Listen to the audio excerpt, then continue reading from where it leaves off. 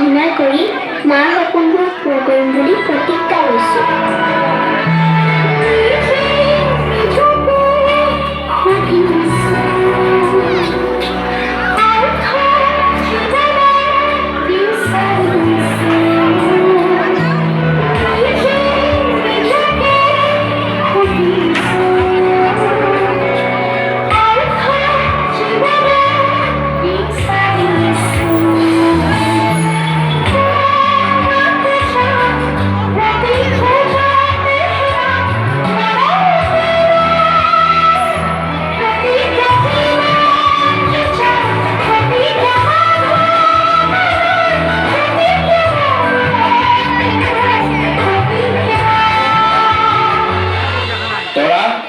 সোনকালে বাচনবোৰ আৰু বাথৰুমত থকা কাপোৰখিনি ধুই আন।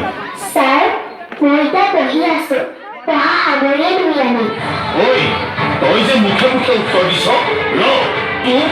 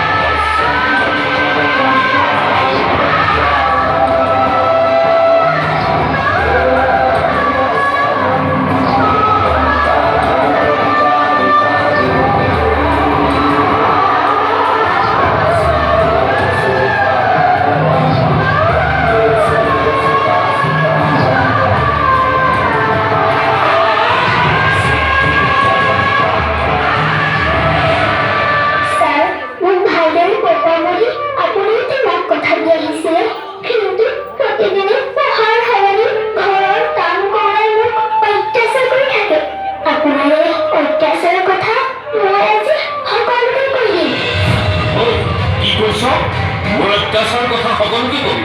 ৰ তাৰ আগতে মই তোৰ আজি ব্যৱস্থা কৰিম। তোৰ মুখত এচিড ঢালি সমাজত মুখ উলিয়াব নোৱাৰা কৰিম।